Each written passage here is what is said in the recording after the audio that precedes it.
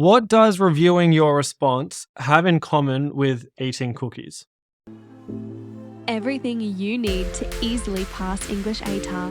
English ATAR made simple. Powered by Saints Coaching. Welcome to the lesson on reviewing your response. Before we get stuck in, let me address the elephant in the room. What's this little arrow doing here? What's that all about? The word practice is in the title because I don't expect you to use the review method we're about to learn in your exam.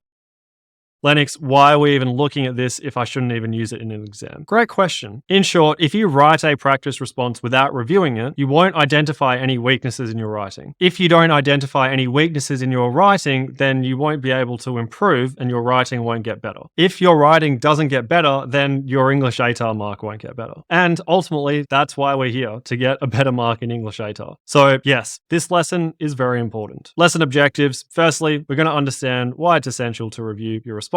We'll discuss an analogy, then we'll explain the guiding principle of reviewing your responses. We'll define writing concisely, outline the elements of that definition, outline how to make your writing more concise. Then we will review response number 1, then review response number 2, and review response number 3. These responses are the same responses that we looked at in the previous lesson. After that, we'll highlight some miscellaneous tips and then outline a simple summary and wrap this puppy up. Starting with why it's essential to review your responses. As I mentioned earlier, it's essential to review your practice responses because doing so will improve your exam responses. Here's an analogy to bring this point home. I'd like you to understand the importance of reviewing your practice responses with reference to the following key takeaway. Failing to review your practice responses is like baking cookies and not eating any. It is a waste. What's the meaning behind this? How is reviewing practice responses analogous to eating cookies? You might be surprised to hear there are more similarities than you would have initially thought. The first thing you do when you go and write a response is you plan that response. Similarly, when you're going to bake cookies, you will gather and mix the ingredients. Back to this side, once you plan the response, you'll write it. Over on the cookie side, once you gather the ingredients, you will bake the cookies. Coming back to our response side, once you write it, you'll review it. Once you bake the cookies, you will eat the cookies. Over on the writing side, once you review your response, you'll improve the quality of your writing. Once you eat the cookies, you'll satisfy your craving for cookies. Once you improve the quality of your writing, your English ATAR mark will go up. Once you satisfy your craving, you will live your best life. All of this is to say, reviewing your practice responses is a prerequisite for increasing your English ATAR mark, just like eating cookies is a prerequisite for living your best life. I want to let the record show I am not saying reviewing your practice responses is as satisfying as eating cookies. I might be a nerd, but that would be blasphemy. I am saying that writing a practice response and not reviewing it is like baking cookies and letting them go to waste. Don't let that happen. Dribbled some water on me. Hopefully, we're on the same page with how important reviewing your practice responses is. Let's move to the next main topic of this lesson, which is the guiding principle of reviewing your responses. That guiding principle is writing concisely. Why is writing concisely so important? Basically, because the syllabus says so. The part of the syllabus that has the examination design brief, I think it's page 15, says the following about the comprehending section. Questions can require the candidate to comprehend and analyze written and visual text and respond concisely.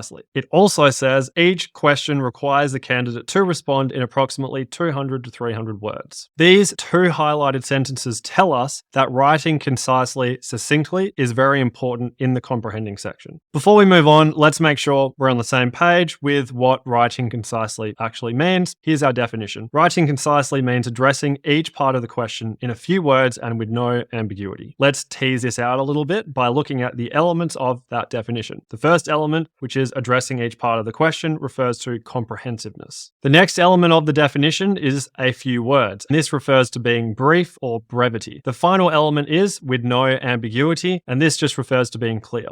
Ambiguous means being open to more than one interpretation. We don't really want to be ambiguous when we're writing analytical responses, especially in the comprehending section. We want the marker to understand what we are writing, and this means we need to be clear.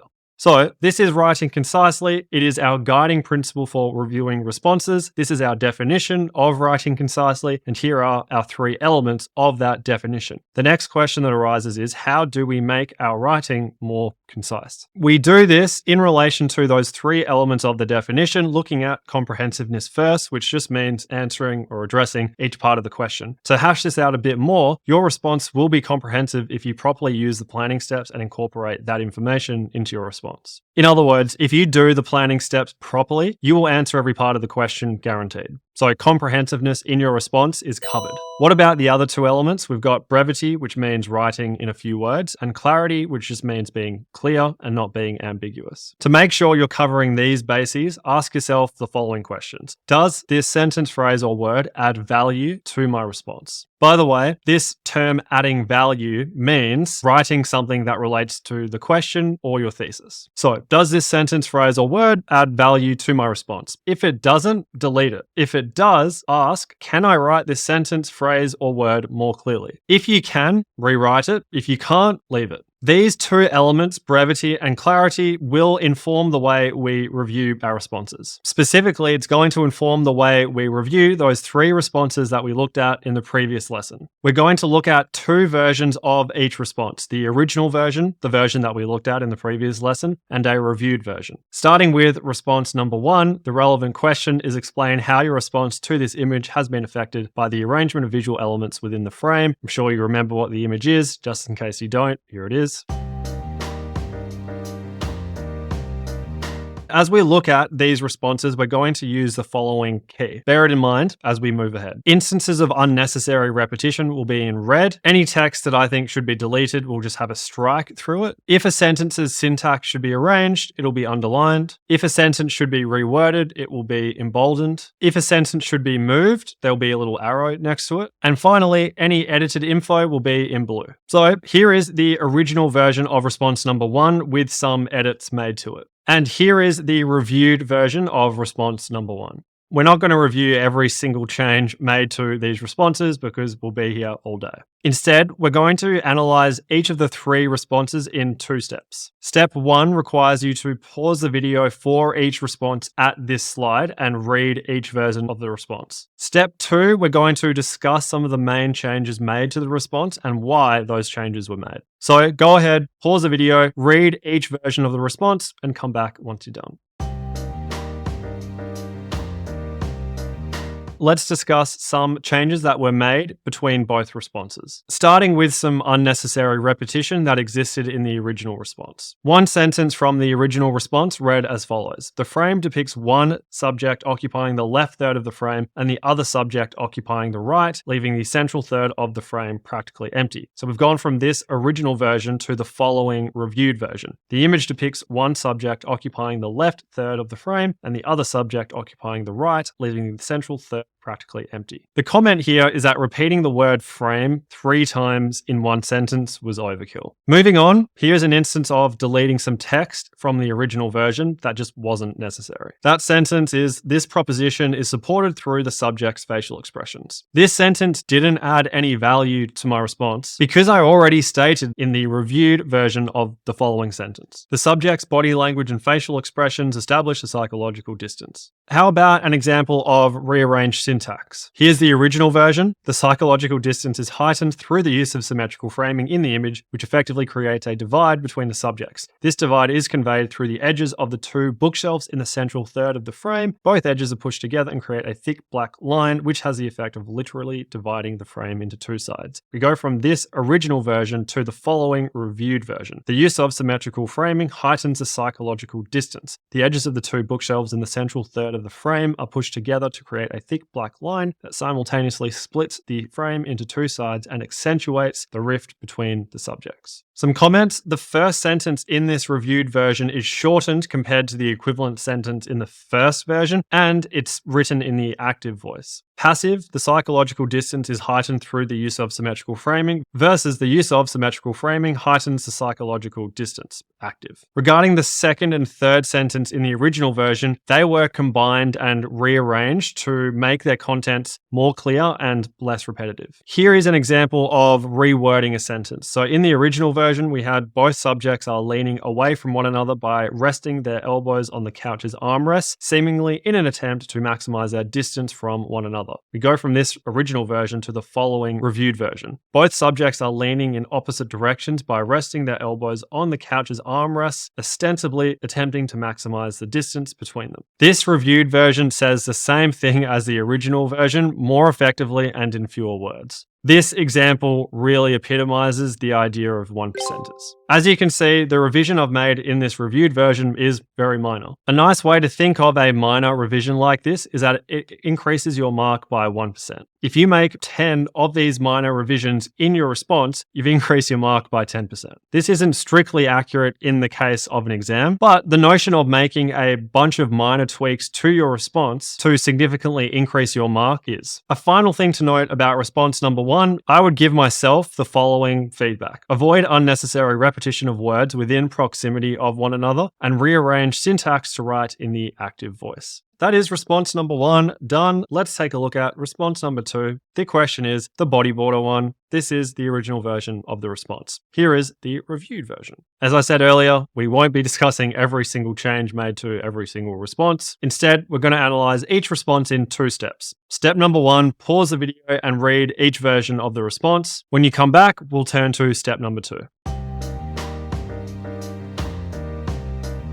Some comments based on the changes made between the original version and the reviewed version. Here's an example of deleted text. I deleted the following sentence. This, of course, reflects the unique ability of an image to capture a moment in time. In short, this sentence didn't add any value to my response because it didn't discuss how visual language features engage me in the world of the body border. Here's an example of a sentence being reworded. The original version, the barrel of the wave in the foreground is depicted as though it is about to crash onto the built-up cityscape in the background, and here is the reviewed version. The barrel of the wave in the foreground looks like it is about to crash onto the built-up cityscape in the background. This is another 1%er. The original version tries to sound fancy at the expense of being clear. Looks like is clearer than is depicted as though. This version is more concise. Onto an example of a sentence being moved. The original version, the use of a point of view camera angle immerses me in the world of the body border. The camera angle has this effect by capturing a point of view that one would have if they were surfing the wave behind the subject. As a result, viewing the image makes me feel like I'm in the barrel with the subject, calculating the opportune moment to exit. We go from that version to the following version. The use of a point of view camera angle immerses me in the world of the body border by making me feel like I'm in the barrel with the subject, calculating the opportune moment to exit. The camera angle achieves this effect by capturing a point of view that one would have if one were surfing the wave behind the subject. What I've done here is inserted the original version's 3rd sentence, this one, at the end of the reviewed version's 1st sentence. Doing this has enhanced the clarity of the reviewed version. It enhances the clarity because in the reviewed version, I'm going from a big idea to then elaborating or explaining that idea, compared to the original version where I go and explain an idea before actually introducing what that idea is. Some feedback based on those comments. One point that I would give myself is don't include superfluous sentences. Superfluous just means more than enough, and pay attention to how you sequence sentences. Response number 3. This is the question. Compare how a similar idea about swimming is treated in text 1 and text 2. This is the original version of the response. As we can see, it far exceeds Skars's suggestion of a 200 to 300 word response. And this is the reviewed version of the response. You know the drill. Have a read of both responses and come back once you're done. Let's discuss some of the changes made to that response. They were quite significant. I reduced its length by about 33%. Here's an example of deleted text. The original version had law uses language such as rambling architectural mess, incorrect, trapped, barely slept, looking boiled to underscore his unpleasant experience of living in a share house during the depths of Australian summer. This sentence didn't add any value to my response because my thesis asserts that the texts similarly convey that swimming in pools constitutes a form of refuge. Therefore, most of my textual evidence from text 1 should focus on what the author has to say about swimming, rather than the author's unpleasant experience of living in a a share house. Remember, the question requires us to discuss how similar ideas about swimming are treated. Here, I'm not discussing anything about swimming. None of this adds any value to my response, so I'll delete it. An example of some syntax being rearranged. This is the original version. Text 1 conveys the idea that swimming in public pools, despite its challenge, is a convenient way to take refuge from the Australian heat. On the other hand, text 2 conveys the idea that swimming is a graceful, meditative and challenging activity. In this way, both texts convey favourable and unfavourable aspects of swimming, yet the way in which those aspects are treated differ. Text 1 treats its idea about swimming with diction and balanced sentences, whereas text 2 employs figurative language and varied syntax. That's the original version. Then we go to this reviewed version. Text 1 and text 2 similarly convey that swimming in pools constitutes a form of refuge, despite its inherent challenge through the respective use of diction and balanced sentences on one hand, and figurative language and varied syntax on the other. The reviewed version addresses each main element of the question in half as many words. Here is an example of something being reworded in the text. We go from this original version. Conversely, Betts describes the blue light that beams down over the pool as a floodlight that shines like a beacon, going from that version to the following reviewed version. Similarly, Betts describes the blue light ... Here is how the Oxford Dictionary of English defines this word conversely. The word conversely introduces a statement or idea which reverses one that has just been made or referred to. In this instance, I was introducing the idea that text 2 similarly, not conversely, depicts an idyllic account of swimming. In other words, I was trying to say here that text 2 does something similar to text 1, but in the original version, I said that text 2 is doing something that's opposite to text 1. Finally, here is an example of some sentences being moved. Here's the original version. Text 2 employs long syntax interspersed with short syntax to create a frantic tone. In recounting Oliver's experience immediately before the start of a swimming race, the narrator writes, "He dared not breathe, his body waiting for the signal, followed by the frightening burst of power and speed and everything. It was terrifying and addictive." The lack of a comma between burst of power and speed suggests Oliver has not a moment to pause and compose his thoughts, ultimately highlighting the challenging yet alluring nature of competitive swimming. Text 1, on the other hand, uses a balanced sentence to describe the challenging nature of swimming. Law notes that his experience at school swimming carnivals was ostensibly fun but deeply competitive, highlighting that swimming appeared to be enjoyable but in reality it was very difficult. Here is the reviewed version. Text 1 treats this idea with a balanced sentence. Reflecting on his childhood swimming experiences, Law describes school swimming carnivals as ostensibly fun but deeply competitive, highlighting that swimming appeared to be enjoyable but in reality was very difficult. On the other hand, text 2 underscores the challenging nature of swimming by employing a frantic narrative voice. The narrator recalls Oliver's experience immediately before the start of a swimming race as a frightening burst of power and speed and everything, noting it was terrifying and addictive. The varied use of syntax paired with emotive language like frightening, terrifying, and addictive constructs the frantic voice and conveys the alluring difficulty of swimming. In the first main paragraph, I discussed text 1 and then text 2. In the original second main paragraph, I discussed text 2 and then text 1. What I've done in this reviewed version of the second main paragraph is rearrange the sentences so text 1 is discussed first and then text 2, like I did in the first main paragraph. A waste marker can more easily navigate your writing if you're consistent with the way that you structure your paragraphs. Based on all of those comments, I would give myself the following feedback. Don't treat a comparison response in the comprehending section like a responding section essay. Get straight to the point. That is our review of those 3 responses done. Before we wrap up, some miscellaneous tips. Firstly, don't waste time writing contextual information. Secondly, the TE parts of Teal don't require you to write an introduction. Thirdly, the link part of Teal doesn't require you to write a conclusion. And lastly, use the feedback from each comprehending response to create one overarching point of feedback. Turning to tip number 1 first. Don't waste time writing contextual information. What is this contextual information? It's this stuff. At the beginning of each comprehending section text, you'll get a little paragraph or a few little sentences that give you some contextual info about the text. You should absolutely read this information and use it to help you gain a better understanding of the text, but don't waste time rewriting the information you see in this part. So this is the tip, but as most things in English, there is an exception, and that exception is don't write the contextual info unless you're referring to information information that will add value to your response. For instance, referring to text 1 as a memoir rather than a feature article is a small but effective way to tell the marker that you've bothered to read the contextual information. We're told in the contextual info that the extract is a memoir. So if you were to write that it is a feature article, you would basically be telling the marker that you just ignored reading this part of the text.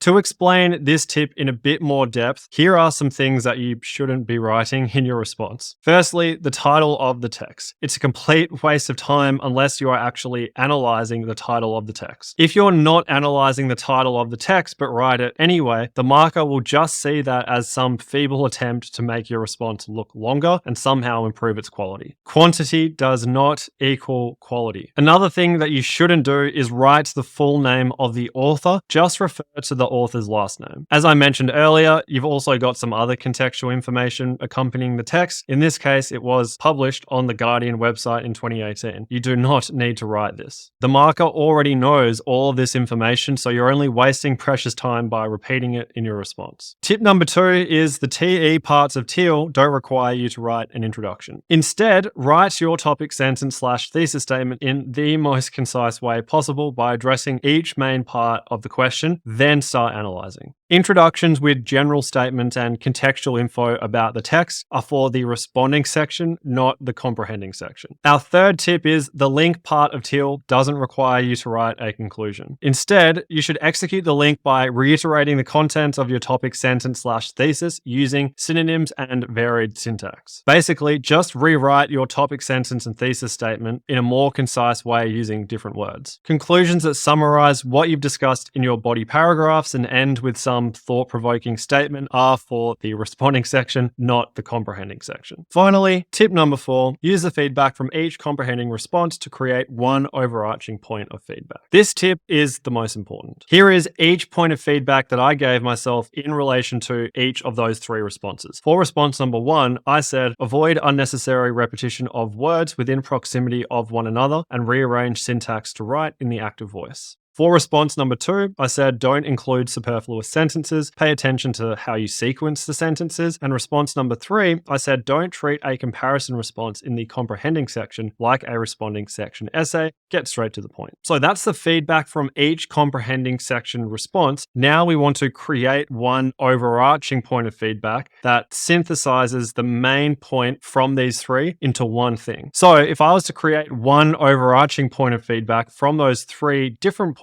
I would probably say the following. Focus on analyzing rather than using fancy terms and including superfluous information. This one overarching point of feedback is the one thing I will focus on the next time I complete a comprehending section question. Giving yourself one overarching point of feedback is essentially why we're bothering to do practice responses in the first place. This is all what it comes down to. This point of feedback is eating the cookie. It is this one point of feedback that will help you improve your writing and ultimately improve your English ATAR mark. And that's everything for this lesson, except for a simple summary. And in the first part of the lesson, we looked at why it's essential to review your responses. In short, reviewing your practice writing will improve your exam writing. Here's an analogy. Failing to review your practice responses is like baking cookies and not eating any. It is a waste. Reviewing your practice responses is a prerequisite for increasing your English ATAR mark, just like eating cookies is a prerequisite for living your best life. From there, we discussed the guiding principle of reviewing responses, and that guiding principle is writing concisely. This is our definition of writing concisely, addressing each part of the question in a few words and with no ambiguity. From there, we discuss the elements of that definition, and they are addressing each part of the question, a few words, no ambiguity. The first element refers to comprehensiveness, the second element refers to brevity, and the third element refers to clarity. We can make our writing more concise by focusing on those 3 elements. Regarding comprehensiveness, your response will be comprehensive if you properly use the planning steps and incorporate the information from those steps into your response. Regarding those other 2 elements of the definition, brevity and clarity, to ensure your response is brief and clear, ask yourself the following questions. Does this sentence, phrase, or word add value to my response? Adding value to your response just means writing something that relates to the question and your thesis. So, So if it doesn't add value, then delete it. If it does, ask, can I write this sentence, phrase, or word more clearly? If you can, rewrite that sentence, and if you can't, leave it. After we discussed the guiding principle of reviewing responses, we looked at some actual responses and then reviewed them. Something you can take away from this section of the lesson is the following. When you're reviewing a comprehending response, look out for opportunities to, firstly, identify unnecessary repetition, secondly, delete some text, thirdly, rearrange syntax, fourthly, reword ambiguous words or phrases, and fifthly, move sentences. Our final main section of the lesson discussed some miscellaneous tips. Those tips are, firstly, don't waste time writing contextual information. Secondly, the TE parts of TEAL don't require you to write an introduction. Thirdly, the link part of TEAL doesn't require you to write a conclusion. And finally, use the feedback from each comprehending section response to create one overarching point of feedback. And that is the final video lesson of Module 3 done. Hopefully, you saw the difference that reviewing your responses can make. Most of the responses that we looked at today were too long. Reviewing them not only enabled us to make them shorter, but also to make them more concise. I'd personally say the tweaks we made to each response would have had the following effects. Response number 1, a 5% improvement. Response number 2,